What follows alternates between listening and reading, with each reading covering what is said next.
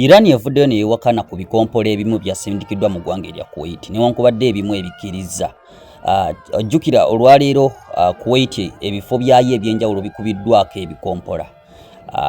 Okugeza ekisaawe ky'ennyonyi ekya Kuwait International Airport. Kino Iran egambye si ye yakikubye newankubadde Kuwait enenya Iran.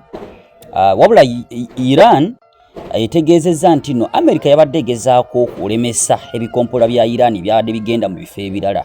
Era US made Patriot missile yalemereddwa n'ekuba ekizimbe abasaabaze we babateekerateekera ku kisaawe ky'ennyonyi Passenger Tower nti US made Patriot missile ze zaalemeddwa ne zigwa ku kizimbe kino wabula si bikompola bya Iran bye byakikubye. Wabula Setcom yevuddeyo newakanya ebigambo bya Iran. We tugamba Setcom tutegeeza base za America ezivunaanyizibwa mu nnumba ezigenda maaso mu ggwanga erya Iran n'ebifo ebirala. Setcom kakati bo bano bavuddeyo ne bawukanya ebigambo bya Iran nti si ye yakoze ekikolwa kino Iran nga bw'egamba.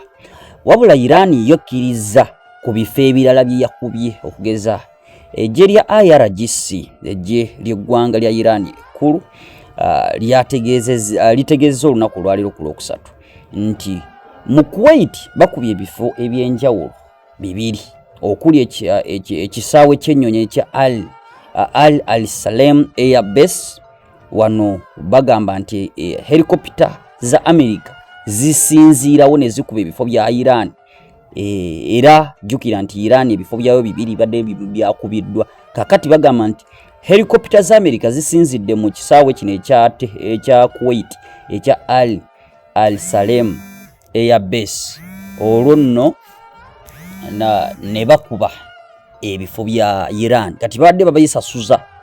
Naye njagala okutegeeza nti era Iran ekkiriza nti ye yakubye oba IRGC eggye lya Iran livuddeyo ne likakasa nti teryakubye mu Kuwait mwokka, lyakubye n'ekitebe kya US 50th Fleet nga kino kisangibwa mu ggwanga erya Bahrain. Wano bagamba nti amawanga gano jjukira nti Iran evudde ekyogera lunye nti evunaana amawanga gano okukkiriza America okusinziirayo neweereza ebikompola byayo mu ggwanga erya Iran era ebadde yeesasuza. Njagala okutegeeza nti bino eggye lya IRGC libadde lyabitadde mu kiwandiiko ekibadde ku Telegram nga bategeeza nti babadde baanukula America ekikolwa kyayo kye yakoze okuba nti ekasuka mu bifo bya Iran ebibiri bigenda okubanga nkutegeeza. Wabula yo Kuwait evuddeyo mangu ddala etegeeza nga America bw'etannabakozesaako kisaawe kyayo nga Iran bw'egamba. Era Kuwait etegeezezza nti bino bigambo bya Iran eby'obulimba balimba bulimbi tebayina we basinziira ku byogera, tebayina bujulizi. Era bagambye nti bo tebannaba kukkirizaako America kusinziira mu kisaawe kyayo. Era bavunaana Iran okukuba ekisaawe kyayo kya Kuwait International Airport n'ebirala byenkugambye omuli ekya Al Salem Air Base n'ebifo ebirala mu Bahrain. Njagala okutegeeza nti mu bulumbaganyi buno Iran bwekoze ku Kuwait omuntu omu yakakasiddwa afiiriddewo era ono munnansi w'eggwanga erya India.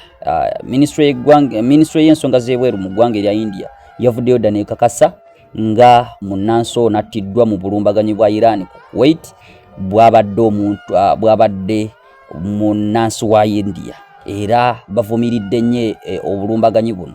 India evuddeyo nesaba oba newanjagira amawanga gano gombiriri America ne Israel ne Iran okugenda maaso n'okuwa ekitiibwa ceasefire baleme kubanga basindika ebikompola ebikosezza ekigenze ewala.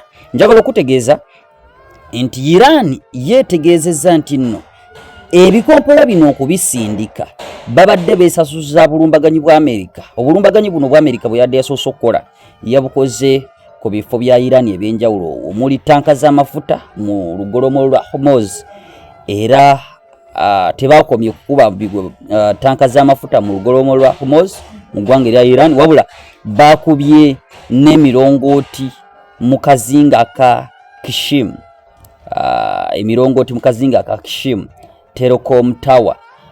telecommunication tower era kino Iran ekivumiridde nnyo negamba nti America wanebadde etyoboola ceasefire gye babadde bakateeka okusirisa emmundu okwennaku enkaaga kwe bakatuukako mu nnaku ntono emabega era ne bagamba nti kino kye bakoze bamenya amateeka ga nsi yonna kubanga waliwo ebifo ebitakkirizibwa kukubwako bikompola wakati mu lutalo akati okutataaganya emirongooti mu ggwanga erya Iran kino kiba kimenya amateeka g'ensi yonna era Iran badde yeesasuza wabula bino byonna nga bigenda mu maaso njagala okutegeeza nti Donald Trump olwaliro lwennyini ku lwokusatu avuddeyo n'ategeezanga Iran bwe yakkiriza obutaddamu oba obutagenda mu maaso nakukola byakulwanisa bya nuclear yayogedde bw'ati they have already agreed they are not going to have a nuclear weapon. Donald Trump watu we yayogedde abadde ali ku interview ku Pod Force 1 podcast buno podcast mukutu gw'amawulire oguli nnyo ku mitimbagano. Donald Trump abadde ayogera ku nsonga enkulu zebatannaba kukkaanyaako oba ezikyaliko okusika omuguwa neggwanga erya Iran wakati mu kuteesaganya wabula yadde America oba wali yadde Trump avuddeyo n'ategeezanga Iran bwekkiriza obutaddamu kuba na byakulwanisa bya nuclear. Ekyo tukimanyi nti nno Donald Trump ebigambo bye oluusi abyogera okubuguumiriza oba okubaako nekyanoonya mu ludda olulala. Kaakati ffenna tukimanyi nti Galbaf ow'eggwanga erya Iran azze akyogera lunyenga bwe batannaba kutuukako ku nzikiriziganya n'Amerika. Ne Mohsen omuwabuzi wa Mojtaba Khamenei yavuddeyo n'ategeeza nti Donald Trump agenda mu maaso n'okumenya endagaano ekitakkirizika mu kuteeseganya kwe balimu kati era tebannaba kutuukako ku nzikiriziganya yadde. Kakati Donald Trump olwaleero ku lwokusatu avuddeyo n'ategeeza nga bwe bakkiriza obutaba na byakulwanisa bya nuclear kyoyinza okulowooza nti si kituufu.